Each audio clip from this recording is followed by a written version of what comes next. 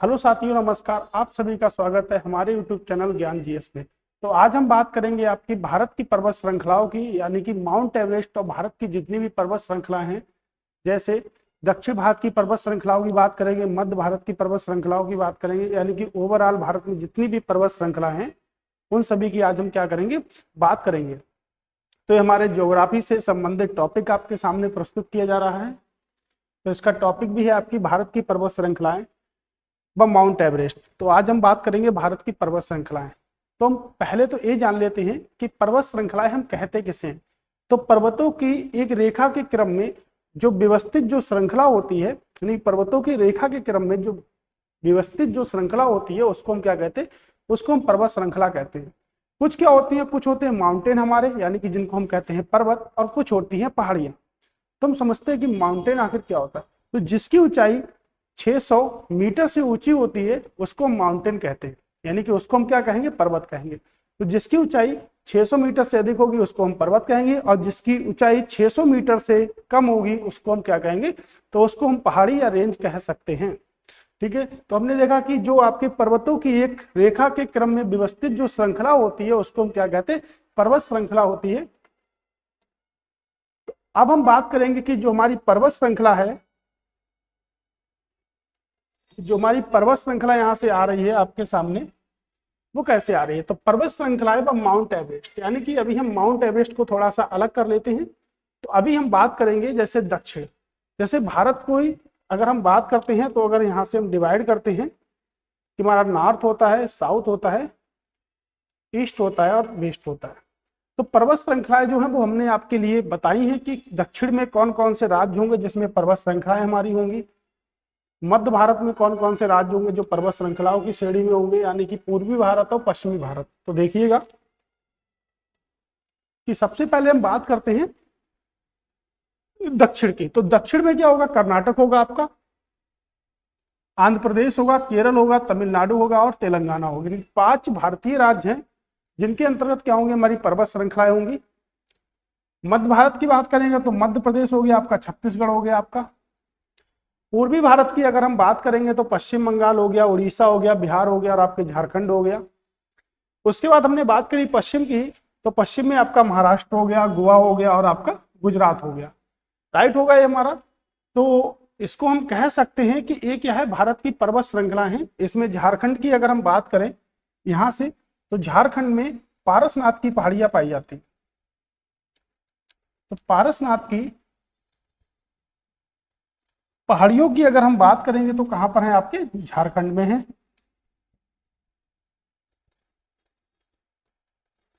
तो हमने यहां से पारसनाथ की पहाड़ियों की ही बात क्यों करी है, क्योंकि पारसनाथ की जो पहाड़ियां हैं उन्हें हम मधुबन की पहाड़ियां भी कहते हैं। तो इनको हम मधुबन की पहाड़ियों के नाम से भी जानते हैं। तो मधुबन की पहाड़ियां भी कहते हैं। और यहां पर क्या होता है कि भारत में सबसे ज्यादा खनिजों के जो भंडार हैं वो आपके झारखंड में मिलेंगे। तो छोटा नागपुर का जो पठार है वो आपके खनिजों के भंडार के लिए प्रसिद्ध है। छोटा नागपुर का जो पठार है वो आपके खनिजों के भंडार के लिए प्रसिद्ध है। इसे हम कहते हैं भारत का रूर, भारत की आत्मा भी कह सकते हैं, जिसे हम भारत का रूर कहते हैं। तो यहां से हमारा जो पॉइंट बनता है कि छोटा नागपुर का जो पठार है वो भारत में किन पहाड़ियों पर स्थित है या कहां पर स्थित है। तो छोटा नागपुर का जो पठार है वो आपके झारखंड राज्य में स्थित है और पारसनाथ की पहाड़ियों पर क्या है, आपके स्थित है। तो झारखंड पहले तो भारत का राजस्थान ही, लेकिन बाद में बन गया था। तो बिहार से कटकर क्या बना, झारखंड बना। तो झारखंड की जो स्थापना हुई है वो हुई है 15 नवंबर 2000 को क्या बना, झारखंड राज्य बना था। मध्य प्रदेश से कटकर एक राज्य बना है जिसको हम कहते हैं छत्तीसगढ़। तो छत्तीसगढ़ की जो स्थापना हुई है वो हुई है 1 नवंबर 2000 को। किसकी स्थापना हुई, आपके छत्तीसगढ़ की स्थापना हुई थी। और इसी में एक राज्य और भी बना था जिसकी स्थापना हुई थी, जिसे हम कहते हैं उत्तराखंड। तो उत्तराखंड की जो स्थापना हुई थी वो हुई थी 9 नवंबर 2000 को। तो कुल मिला के हम उत्तराखंड की भी बात करेंगे यहाँ से। अभी हम यहाँ से राजस्थान की भी बात करेंगे, झारखंड की तो बात हम कर चुके हैं यहाँ से। तो हम देखेंगे कि एक छतरी यानी कि 1 नवंबर को क्या बना, छत्तीसगढ़ बना। एक छतरी, 9 उस्तरा और 15 झार। ये क्या है, ट्रिक है हमारे राज्यों की याद करने की, यानी कि हम देख सकते हैं एक छतरी, 9 उस्तरा और 15 झार, इन सब की जो स्थापना की गई थी वो की गई थी आपकी नवंबर 2000 में। तो नवंबर 2000 में इन सब की स्थापना की गई थी।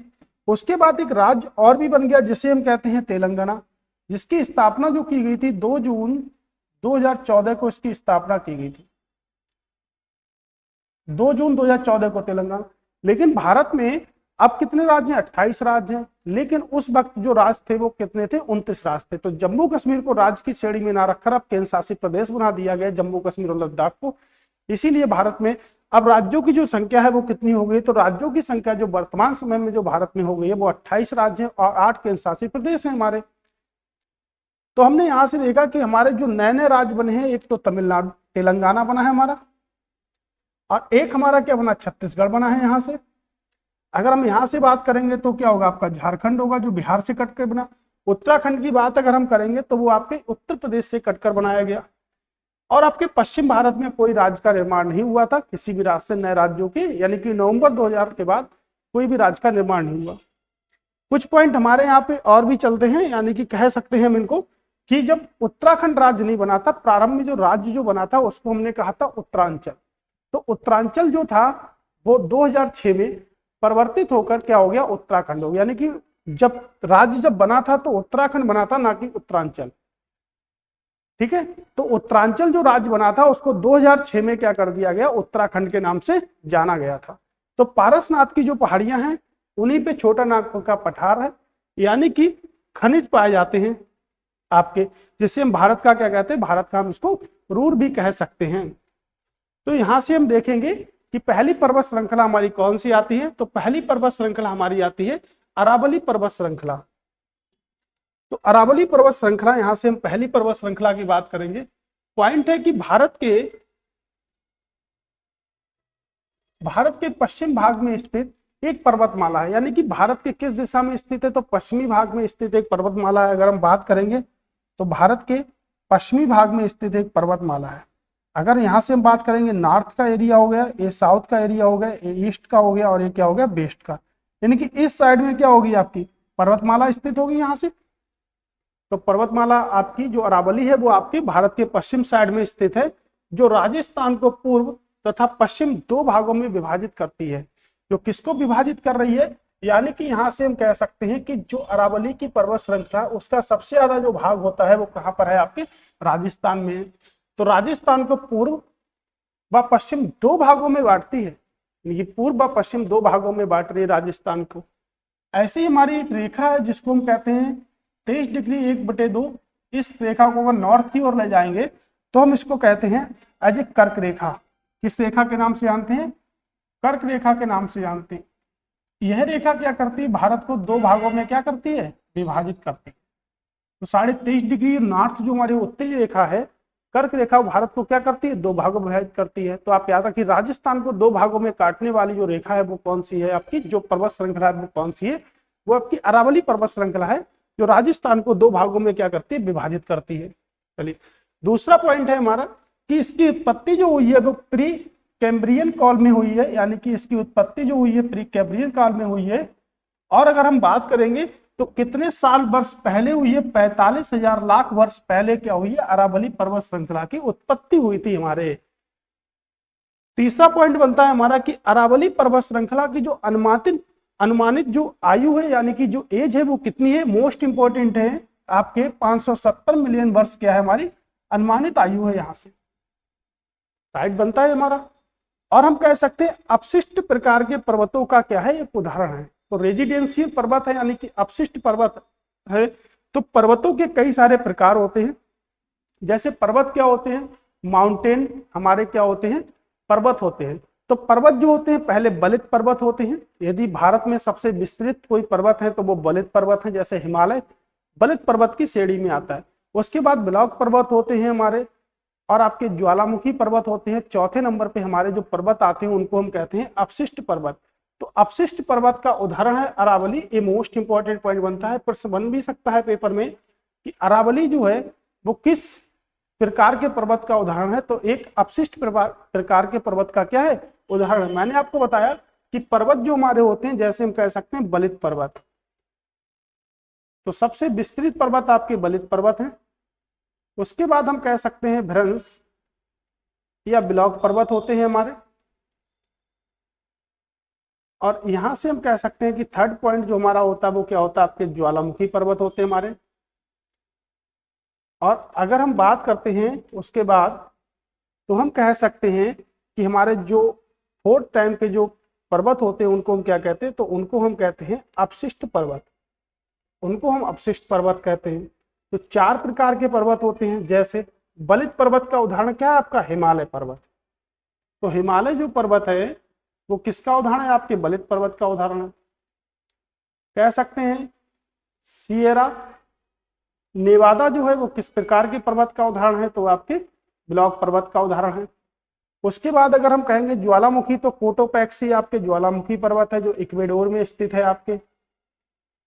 और अपशिष्ट पर्वत में जैसे आएगी आपके, जैसे पारसनाथ की पहाड़ियों की अभी हमने बात की थी यहाँ से कि पारसनाथ की जो पहाड़ियां हैं कैसे पर्वत हैं, तो ये भी एक प्रकार के क्या हैं, ये भी एक प्रकार के अपशिष्ट पर्वत हैं। तो मधुबन की पहाड़ियां भी देख सकते हैं, ये भी आपके अपशिष्ट पर्वत हैं। और अगर हम बात करेंगे अरावली पर्वत श्रृंखला की, तो ये भी एक प्रकार के क्या है, अपशिष्ट पर्वत है। यानी कह सकते हैं कि भारत में जितनी भी पहाड़ियां हैं जिनकी ऊंचाई 600 से कम होती है वो अपशिष्ट पर्वत की श्रेणी में आ सकते हैं। तो भारत में जितनी भी पहाड़ियां हैं वो सभी मैक्सिमम क्या है, आपके अपशिष्ट पर्वतों के क्या है, उदाहरण हैं। तो हमने यहां से देखा। उसके बाद हम बात और कर लेते हैं आपके अरावली पर्वत श्रृंखला की। तो बात कर लेते हैं यहां से अरावली पर्वत श्रृंखला की।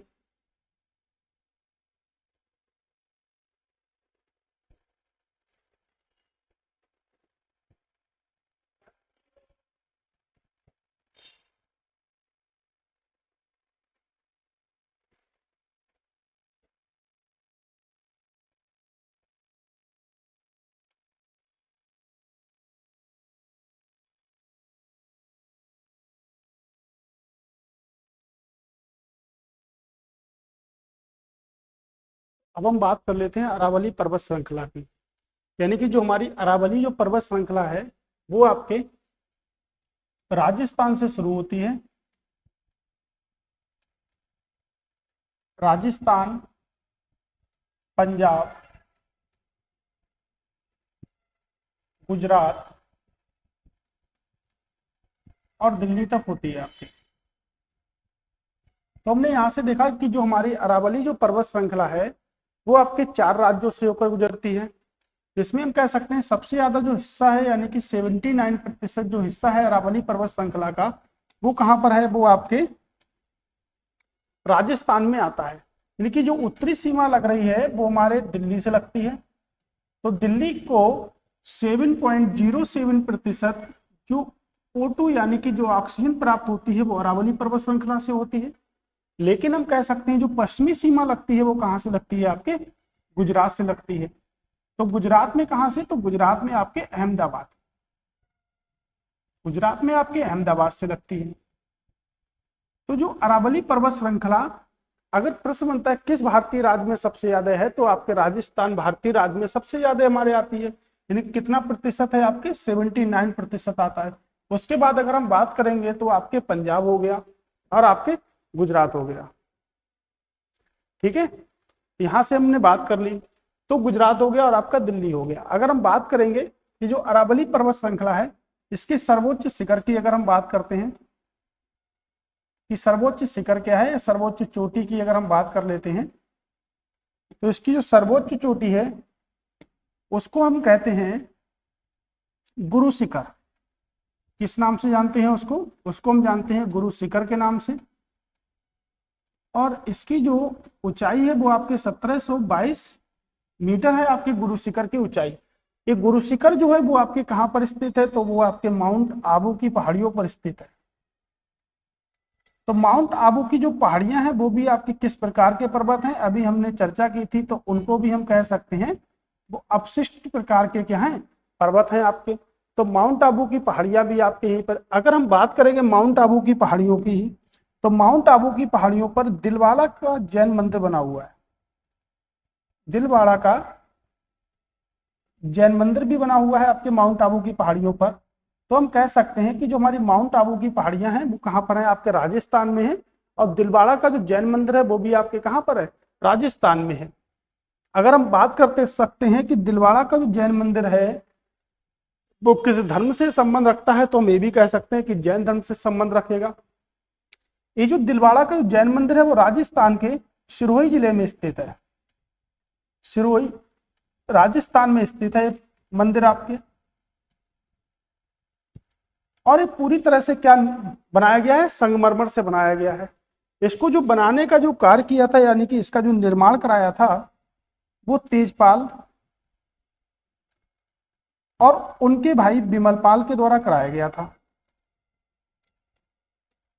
तो जिसे हम क्या कहते हैं, दिलवाड़ा का जैन मंदिर कहते हैं, जो आपके माउंट आबू की पहाड़ियों पर स्थित है। अगर हमने अभी बात करी की थी कि अरावली जो पर्वत श्रृंखला उसकी सबसे ऊंची चोटी क्या है, तो उसकी जो सबसे ऊंची चोटी है वो क्या है हमारी, वो हमारी गुरु शिखर है, जिसकी ऊंचाई जो है 1722 है। अगर हम कहेंगे कि अरावली जो पर्वत श्रृंखला है इस पर कौन सी जनजाति निवास करती है, तो इस पर एक जनजाति है जिसको हम कहते हैं भील। तो भील जनजाति आपकी अरावली पर्वत श्रृंखला पर क्या करती है, निवास करती है। तो भील जनजाति भी आपकी अरावली पर्वत श्रृंखला पर क्या करती है, निवास करती है। तो गुरु शिखर इसकी सबसे ऊंची चोटी है और इस पर भील जनजाति का निवास स्थान भी आपके अरावली पर्वत श्रृंखला पर है। आपको ये फैक्ट मैंने बताए हैं, उससे पहले हमने पीडीएफ के अकॉर्डिंग ये पढ़ा हुआ था कि ये आपके जो लिखे हुए हैं जिसको हम कह सकते हैं ये भी फैक्ट है, यानी कि जो एज है वो कितनी है आपकी 570 मिलियन वर्ष आपकी अरावली पर्वत श्रृंखला क्या है, आयु है। तो हमने कंप्लीट अरावली पर्वत श्रृंखला को देखा, यानी कि उससे बाहर वाला प्रश्न नहीं बन सकता हमारे पेपर में। हम कह सकते हैं कि अरावली पर्वत श्रृंखला से कई नदियों का उद्गम भी होता है, जैसे बानस नदी, लूनी नदी और आपकी साबरमती नदी। अगर हम कहें कि भारत की एकमात्र ऐसी नदी है जो भूमिगत है, जिसको हम किस नाम से जानते हैं, तो लूनी नदी भारत की एकमात्र भूमिगत नदी है, जो आपके किस राज्य में बहती है, जो आपके राजस्थान में बहती है, यानी कि भूमिगत नदी है, भूमि के अंदर से बहते हुए जाती है आपके, और आपके कहाँ गिरती है, बंगाल की खाड़ी में जाकर गिरती है आपके। तो साबरमती जो है हमारी वो क्या होती है, वो आपके अहमदाबाद जो शहर है उसके अकॉर्डिंग अगर बात करेंगे तो वो किस नदी किनारे है, आपकी साबरमती नदी के किनारे है यहाँ से। तो पंजाब की बात करेंगे तो पंजाब में क्या है, 5 नदियां हैं आपके। गुजरात का जो अहमदाबाद है वो किस नदी किनारे है, आपके साबरमती नदी के किनारे है। तो लूनी जो है वो कहाँ पर बहती है, आपके राजस्थान में बहती है। तो राजस्थान को जो 2 भागों में विभाजित करती है उस श्रृंखला को हम कहते हैं अरावली पर्वत श्रृंखला के नाम से उसको हम जानते हैं। फिर हमारा प्रश्न बनता है कि दक्षिण भारत की सबसे ऊंची चोटी की अगर हम बात करेंगे तो वो क्या है, आपकी अनाईमुडी है। अनाईमुडी अगर दक्षिण भारत की सबसे ऊंची चोटी है तो हम कह सकते हैं केरल के इडुक्की जिले में स्थित है। कहां पर स्थित है, आपके केरल के इडुक्की जिले में स्थित है आपकी।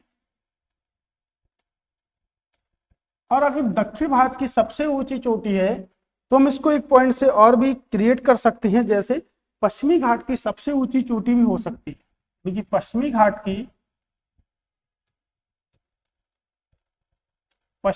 की सर्वोच्च चोटी भी है आपके, सर्वोच्च चोटी भी, जिसकी ऊंचाई की अगर हम बात करेंगे तो 2695 मीटर इसकी क्या है, ऊंचाई है आपकी, जो क्या है आपके केरल के इडुक्की जिले में स्थित है। पश्चिमी घाट की सबसे ऊंची चोटी भी है आपकी ये, यानी कि पश्चिमी घाट की सबसे ऊंची चोटी भी है। हम बात कर सकते हैं कि भारत दक्षिण भारत की दूसरी जो सबसे ऊंची आपकी जो चोटी है उसको हमने क्या कहा, उसको हमने कहा दोदा बेट्टा। अगर हम इसकी बात करेंगे तो दोदा बेट्टा की बात कर लेते हैं। दोदा बेट्टा जो है आपके वो नीलगिरी, किन पहाड़ियों पर स्थित है, आपके नीलगिरी की पहाड़ियों पर स्थित है आपके। और इसकी जो ऊंचाई है वो 2637 मीटर इसकी ऊंचाई हो गई आपकी। तो हमने देखा कि दक्षिण भारत की जो सबसे ऊंची चोटी है, पश्चिमी घाट की सबसे ऊंची चोटी की अगर हम बात करेंगे तो वो क्या है, आपकी अनाईमुडी है। और अगर बात करेंगे कि दक्षिण भारत की दूसरी सबसे ऊंची चोटी कौन सी है, दोदा बेट्टा है, जिसकी ऊंचाई जो है 2637 किलोमीटर, जिसकी क्या है, आपकी ऊंचाई है। नेक्स्ट हमारा पॉइंट बनता है कि जहां पूर्वी घाट और पश्चिमी घाट आपस में आकर मिलते हैं वहां नीलगिरी पहाड़ियां स्थित हैं। यानी कि प्रश्न बनता है कि जहां पर पूर्वी घाट और पश्चिमी घाट आपस में मिलते हैं वहां पर कौन सी पहाड़ियां हैं, तो वहां पर आपके नीलगिरी की पहाड़ियां हैं। जैसे हम कह सकते हैं कि अगर हम भारत के मैप की बात करते हैं यहाँ से, तो हम यहाँ से देख सकते हैं ये हमारा कौन सा घाट है, हमारा पश्चिमी घाट है। तो पश्चिमी घाट जो है वो अधिक विकसित है आपके पूर्वी घाट की तुलना में। ये हमारा क्या है, ये हमारा पूर्वी घाट है। तो पश्चिमी घाट है वो आपका ज्यादा विकसित है, किसकी तुलना में, पूर्वी घाट की तुलना में। अगर हम यहां से देखेंगे तो ये आपका क्या है, ये आपका हिंद महासागर है। अगर हम यहां से बात करते हैं तो हिंद महासागर है। अगर इस साइड पे अगर हम बात करते हैं तो ये हमारा क्या हुआ है, तमिलनाडु। तो तमिलनाडु के जो तट है उसको हम कहते हैं कोरोमंडल का तट। ये नाम दिया था कोरोमंडल के तट को, पुर्तगालियों के द्वारा दिया गया नाम था कोरोमंडल का तट। और अगर हम बात करेंगे कि जो आपके केरल पड़ता है, इसके अंतर्गत अगर हम बात करेंगे तो इस तट को हम कहते हैं मालाबार का तट। कौन से तट के नाम से जानते हैं, तो इसको हम कहते हैं मालाबार का तट, राइट। तो इसको हम कहते हैं मालाबार का तट। और जो तमिलनाडु में है वो हमारा क्या है, वो आपके कोरोमंडल का तट आता है। कह सकते हैं कि पश्चिमी घाट विकसित ज्यादा है अकॉर्डिंग आप किसके, पूर्वी घाट की तुलना में। तो यहां से अगर हम देखेंगे कि जो आपके पश्चिमी घाट और पूर्वी घाट जहां पर आकर मिलते हैं वहां पर नीलगिरी की पर्वत श्रृंखला बनती है, यानी कि पर्वतमाला बनती है। तो हम कह सकते हैं कि जो नीलगिरी की जो पर्वत श्रृंखला है वो आपके सबसे ज्यादा कहां पर है, तो सबसे ज्यादा आपके तमिलनाडु में। तो सबसे ज्यादा हमारी तमिलनाडु में हो गई। उसके बाद अगर बात करेंगे तो केरल, और अगर हम तीसरे पॉइंट की बात करेंगे तो उसके बाद सबसे ज्यादा जो होगी वो आपके कहां पर होगी, वो आपके कर्नाटक में। तो जो हमारी नीलगिरी की जो पर्वत श्रृंखला है वो तमिलनाडु, केरल और कर्नाटक यानी कि इन राज्यों में है। और नीलगिरी पर्वत श्रृंखला पर एक जाति निवास करती है जिसको हम कहते हैं टोडा जनजाति।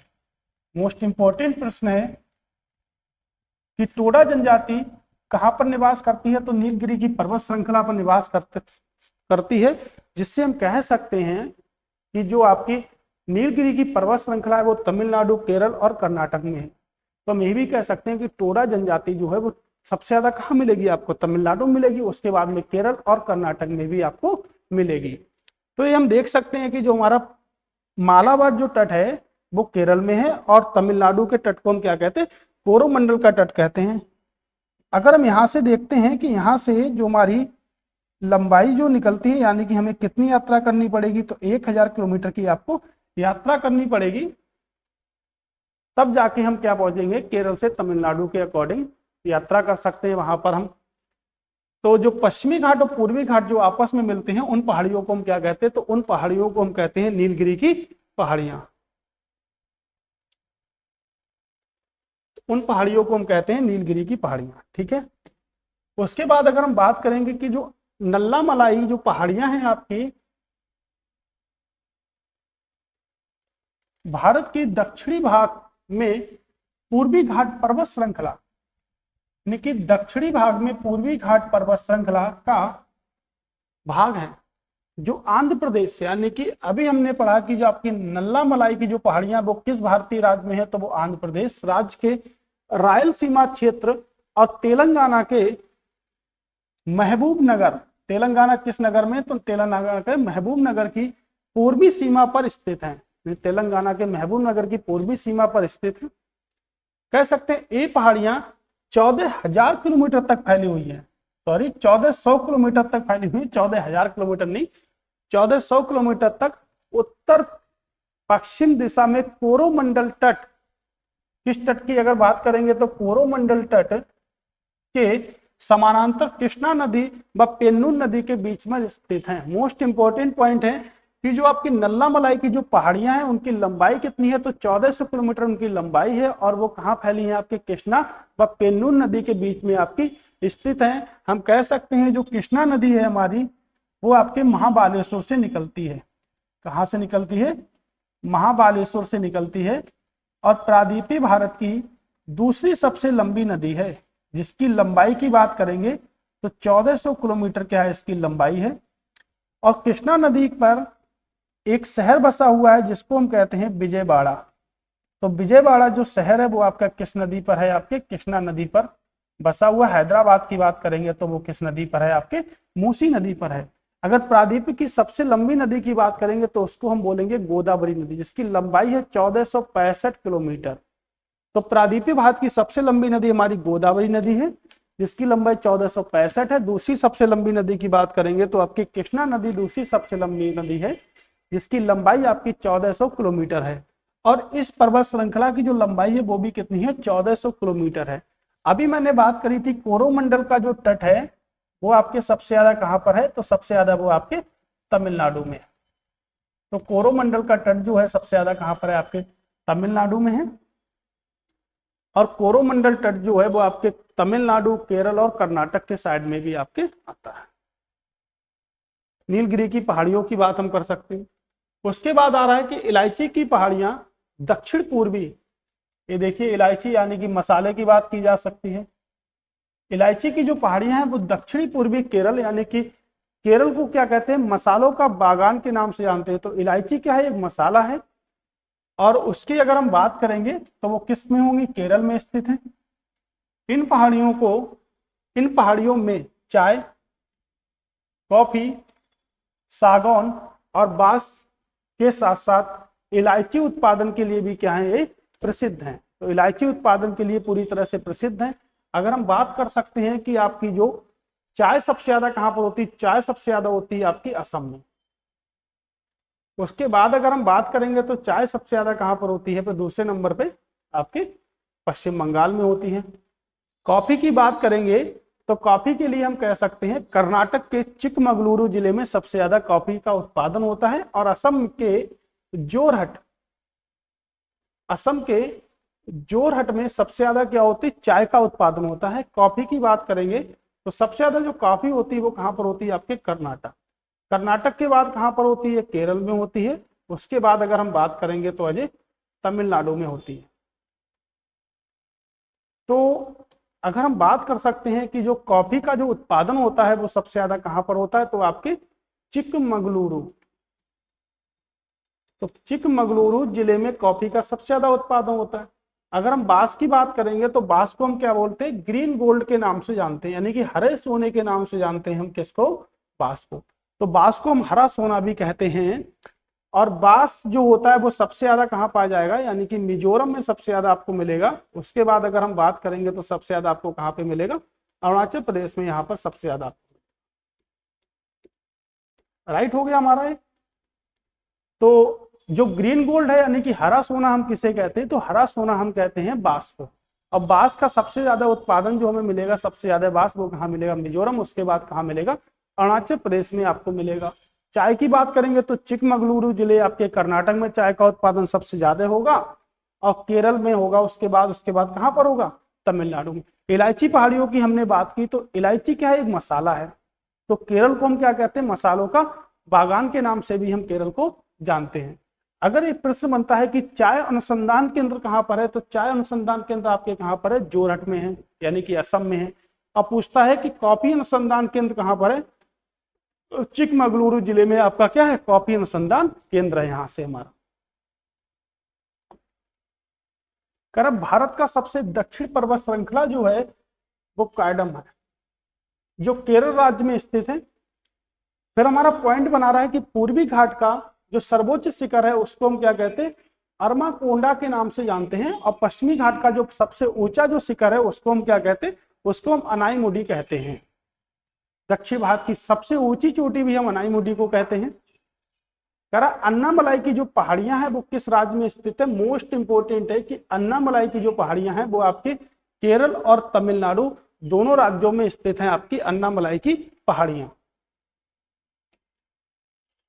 कुछ महत्वपूर्ण पर्वत चोटियां या पहाड़ियों की अगर हम बात करेंगे तो आप देखिएगा जो हमारी महत्वपूर्ण जो पर्वत चोटियां व पहाड़ियां हैं जिसको हम कह सकते हैं यहां से,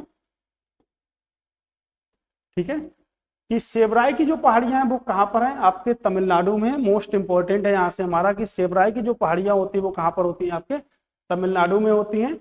और बालाघाट श्रेणी जो है आपके हरिश्चंद्र की जो पहाड़ियां हैं, और हम कहेंगे सतमाला की जो पहाड़ियां वो आपके कहां पर हैं, वो आपके महाराष्ट्र में है। सतपुड़ा की जो पहाड़ियां हैं, महादेव पर्वत श्रृंखला और कैमूर की अगर हम बात करेंगे तो ये आपके कहां पर है, मध्य प्रदेश में है। यानी कि हमने कुछ पहाड़ियों को देखा, यानी कि जितनी भी ये पहाड़ियां हैं वो मैंने आपको बताई थी। माउंटेन हमारे 4 प्रकार के, यानी कि बलित पर्वत, भ्रंश पर्वत, ज्वालामुखी पर्वत, या हम कह सकते हैं हमारी अपशिष्ट श्रृंखला, पर्वत श्रृंखला। तो ये सब आपकी कैसी पर्वत श्रृंखला है, ये सब आपकी अपशिष्ट पर्वत श्रृंखला होंगी। कैसी पर्वत श्रृंखला होंगी, तो अपशिष्ट पर्वत माला होंगी आपके। उसके बाद देखते हैं कि जो मंडप की जो पहाड़ियां हैं वो कहां पर हैं, आपके गुजरात में है। मिक्री की पहाड़ियां आपके कहां पर हैं, असम में है। धूपगढ़ की जो पर्वत श्रृंखला या चोटी अगर कहेंगे तो वेरी वेरी मोस्ट इंपॉर्टेंट है, और आपके कहां पर है, मध्य प्रदेश में है। तो सतपुड़ा पर्वत श्रृंखला का भी हिस्सा है। किसका हिस्सा है, सतपुड़ा पर्वत श्रृंखला का हिस्सा है आपके। गड़जात की जो पहाड़ियां हैं वो आपके उड़ीसा में बहुत ही फेमस हैं। बेलीकोंडा की जो पहाड़ियां हैं वो आपके कहां पर हैं, आपके आंध्र प्रदेश में है। और शुरुआत में मैंने आपको बताया था कि जो हमारे पारसनाथ की जो पहाड़ियां हैं वो आपके कहां पर है, झारखंड में है। मधुबन की पहाड़ियां कहां पर है, वो भी आपके क्या है, झारखंड में है। तो ऐसे कुछ इंपॉर्टेंट पहाड़ियां थी। उसके बाद अब हम बात करेंगे माउंट एवरेस्ट की, यानी कि विश्व का सबसे ऊंचा जो शिखर है उसको हम कहते हैं माउंट एवरेस्ट। तो लिखा हुआ भी है कि विश्व का सबसे ऊंचा जो शिखर है उसको हम क्या कहते हैं, माउंट एवरेस्ट कहते हैं। इसकी ऊंचाई जो है वो कितनी है, अगर भारत के अनुसार मापोगे तो 8848 मीटर है। अगर हम चाइना के द्वारा मापेंगे तो 8850 मीटर है। यानी कि हम कह सकते हैं 8.8 किलोमीटर क्या है इसकी आपकी ऊंचाई है। इसे किस नाम से जानते हैं, तो इसे रोमन की बात करेंगे तो रोमन में लिखा है 15, यानी कि इसे हम 15 के नाम से जानते हैं, राइट। तो अन्य नाम है आपके, यानी कि नेपाल में इसको हम क्या कहते हैं, सागर माथा के नाम से जानते हैं। नेपाल में हम इसको किस नाम से जानते हैं, सागर माथा के नाम से इसको हम जानते हैं नेपाल में। और इसको 15 के नाम से भी जानते हैं हम। और तिब्बत की बात करेंगे तो चोमो लंडगमा के नाम से इसको हम जानते हैं, जिसको हम कहते हैं पर्वतों की रानी। क्या कहते हैं, पर्वतों की रानी के नाम से जानते हैं तिब्बत में इसको हम। करा 29 मई 1953 को तेनजिंग शेरपा, ये कहाँ की है, ये भाई मेरे नेपाल की। कहाँ के हैं, नेपाल के हैं। बा एडम हिलेरी, ये कहाँ के हैं, तो ये आपके न्यूजीलैंड के हैं। एडम हिलेरी ने पहली बार माउंट एवरेस्ट पर कदम रखा था। पहली बार क्या रखा था, माउंट एवरेस्ट पर कदम रखा था। यानी कि हम कह सकते हैं कि माउंट एवरेस्ट दिवस हम 29 मई को बनाते हैं। फिर है कि भारत की बिछेंद्री पाल, यानी कि ये कहाँ की है आपकी बिछेंद्री पाल, वह पहली भारतीय महिला हैं जिनको एवरेस्ट शिखर पर चढ़ने में वर्ष 1984 में सफलता मिली। और एक किससे हैं, तो ये आपके उत्तराखंड से हैं। किस राज्य से हैं, तो ये आपके उत्तराखंड से हैं। करें जुंको ताइबो एक जापानी पर्वतारोही हैं जो 16 मई 1975 को माउंट एवरेस्ट पर चढ़ने वाली पहली महिला बनी थी। वेरी वेरी मोस्ट इंपॉर्टेंट है कि माउंट एवरेस्ट पर चढ़ने वाली पहली महिला कौन सी है, तो जुंको ताइबो हैं आपकी। सबसे कम समय अंतराल में 2 बार विजय प्राप्त करने वाली जो महिला है आपकी, वो भारत की क्या है, संतोष यादव हैं। तो संतोष यादव चढ़ी हैं आपकी सबसे पहली बार, 2 बार। ये प्रश्न हमारे इंपॉर्टेंट बनते हैं क्योंकि इन प्रश्नों में कंफ्यूजन बहुत ज्यादा होता है स्टूडेंट के लिए। तो देखते हैं उस कंफ्यूजन को हम दूर करते हैं और आपको बताते हैं कि कैसे हम डिसाइड कर सकते हैं कि विश्व की सबसे ऊंची चोटी कौन सी है और विश्व की सबसे निचली चोटी कौन सी है, निचला स्थान कौन सा है। तो इसके लिए थोड़ी सी हम बात कर सकते हैं आप लोगों के साथ में। यानी कि अगर हम पहले माउंट एवरेस्ट की बात कर लेते हैं, तो चलिए माउंट एवरेस्ट की बात करते हैं। यानी कि अगर हम बात करें माउंट एवरेस्ट की,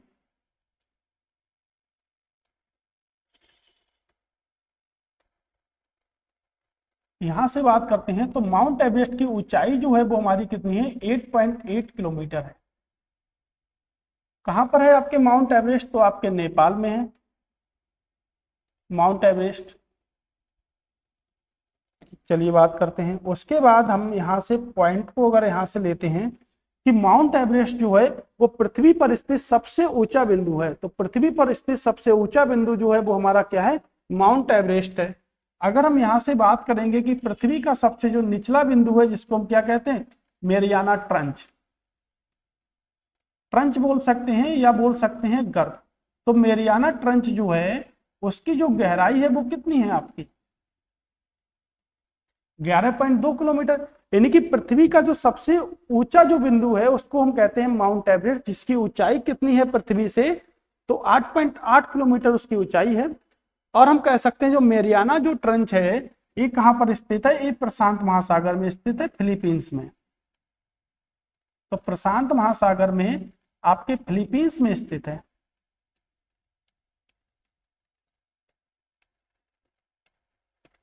अगर हम देखेंगे कि इनके बीच का अंतर कितना है, तो हम कह सकते हैं पृथ्वी का सबसे ऊंचा बिंदु और पृथ्वी का सबसे नीचा बिंदु की अगर हम बात करेंगे, तो इनका जो डिफरेंस आएगा हमारे पास में, तो इनका जो अंतर आएगा वो कितना होगा। अगर हम इन दोनों को जोड़ देते हैं तो डिफरेंस निकाल लेते हैं यहां से।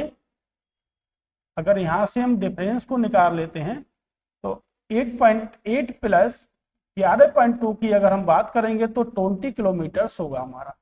यानी कि विश्व का सबसे ऊंचा बिंदु और विश्व की सबसे गहरी खाई, जिसको कहते हैं मेरियाना ट्रंच, इसके बीच जो डिफरेंस होगा वो कितना होगा, 20 किलोमीटर का होगा। यदि हम एक व्यक्ति आपके सबसे ऊपर बिंदु पर बैठता है और एक व्यक्ति सबसे निचले बिंदु पर बैठता है, तो उसके बीच का जो अंतर होगा वो कितना होगा आपका, 20 किलोमीटर का क्या होगा, हमारा अंतर होगा। तो हमने देखा कि सबसे ऊंचा जो बिंदु है उसकी बात हमने कर ली और सबसे निम्नतम जो बिंदु है उसकी भी हमने क्या कर ली, बात कर ली। यहां से हम पॉइंट को देखेंगे कि गॉडविन जो है, तो विश्व की सबसे ऊंची चोटी आपकी क्या है, माउंट एवरेस्ट है। वो तो विश्व की सबसे ऊंची चोटी आपकी हो गई, जो जिसे हम कहते हैं माउंट एवरेस्ट। लेकिन अगर हम बात कर सकते हैं कि गॉडविन जो ऑस्टिन है, जिसको हम K2 के नाम से जानते हैं, उसकी जो ऊंचाई है वो कितनी है आपकी, 8611 मीटर क्या है उसकी ऊंचाई है। तो ये जो आपकी जो चोटी है ये आपकी कहां पर है, भारत, और बाउंड्री लाइन शेयर करती है पाकिस्तान से, और थोड़ा सा जो हिस्सा है वो उससे चाइना से भी बनाती है आपके। तो हमने देखा कि ये क्या है, पूरी तरह से भारत में स्थित नहीं है। यानी कह सकते हैं नेपाल की सीमा से किन किन भारतीय राज्यों की सीमा लगती है, तो हम कह सकते हैं जम्मू कश्मीर, सॉरी नेपाल नहीं पाकिस्तान, जम्मू कश्मीर की लगती है। उसके बाद कह सकते हैं गुजरात की लग रही है, राजस्थान की लगती है, और उसके बाद अगर बात करेंगे तो पंजाब की सीमा भी किससे लगती है, आपके पाकिस्तान से लगती है। तो पाकिस्तान जो सीमा बनाता है भारत के साथ, वो हमारे 4 राज्यों के साथ सीमा बनाता है। तो पाकिस्तान यानी कि कह सकते हैं भारत अधिकृत पाकिस्तान में है आपकी। ओके, तो हमने यहां से देखा। अगर हम देखेंगे कि आपकी जो चाइना की सीमा है वो कितने राज्यों से लगती है, तो वो भी आपके 5 राज्यों से लगती है, और भारत के राज्यों के साथ सीमा बनाती है। तो ये पूरी तरह से क्या है, भारत में स्थित नहीं है। यानी कि भारत की सबसे ऊंची चोटी नहीं, विश्व की सबसे ऊंची चोटी भी हम इसको कह सकते हैं। तो विश्व की दूसरी सबसे ऊंची जो चोटी होगी उसको हम क्या कह सकते हैं, K2 कह सकते हैं। तो उसको हम क्या कह सकते हैं, तो उसको हम K2 के नाम से जानते हैं। उसके बाद अगर हम बात कर सकते हैं कि यहां से जो हमारी कंचनजंगा है, ये क्या है, इन नेपाल अधिकृत भारत में पड़ती है, और भारत में कहां पर है, आपके सिक्किम में है। अधिकृत भारत में पड़ती है, तो भारत में कहां पर है, आपके सिक्किम में है। तो हमने यहाँ से देखा कि आपके जो गॉडविन है ये आपके कहाँ पर है, भारत में, तो ये आपके काराकोरम पर्वत श्रृंखला के अंतर्गत भी आती है और जम्मू कश्मीर में है यहाँ से। तो ये आपके नेपाल से लगती है। अगर हम देख सकते हैं कि नेपाल से लगने वाले आपके कितने राज्यों से स्पर्श करती है, तो सबसे पहले यूपी को स्पर्श करेगी, उत्तराखंड को स्पर्श करेगा, बिहार को स्पर्श करेगा नेपाल, सिक्किम को स्पर्श करेगा नेपाल, और आपके पश्चिम बंगाल को भी क्या करेगा, स्पर्श करेगा, जिसको हम कहते हैं वेस्ट बंगाल। तो 5 राज्यों से सीमा लगती है आपकी नेपाल की। तो नेपाल का तो ये भी पूरी तरह से भारत में है, तो ये भी भारत में पूरी तरह से नहीं की जा सकती है, लेकिन हम कह सकते हैं कि विश्व की तीसरी सबसे ऊंची जो पर्वत चोटी है उसको हम क्या कहते हैं, उसको हम कंचनजंगा के नाम से जानते हैं। तो विश्व की तीसरी सबसे ऊंची पर्वत श्रृंखला है जिसको हम कहते हैं कंचनजंगा। चलिए बात करते हैं। तो नंदा देवी क्या है, ये संपूर्ण यानी कि पूर्णता अगर बात करेंगे, पूर्णता की अगर हम यहां से बात करते हैं तो ये उत्तराखंड राज्य में है। उत्तराखंड क्या है, भारत का पार्ट है यहां से, तो हम कह सकते हैं पूर्ण रूपेण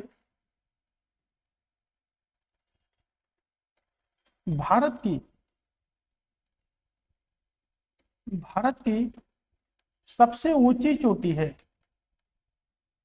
सबसे ऊंची चोटी है। तो भारत की सबसे ऊंची चोटी है आपकी कौन सी, नंदा देवी। तो नंदा देवी की जो ऊंचाई है वो 7816 मीटर है, जो भारत की सबसे ऊंची चोटी है पूर्ण रूप से, यानी कि उत्तराखंड में है। और एक यह कामेट पर्वत उत्तराखंड की दूसरी सबसे ऊंची चोटी है, उत्तराखंड की दूसरी सबसे ऊंची चोटी।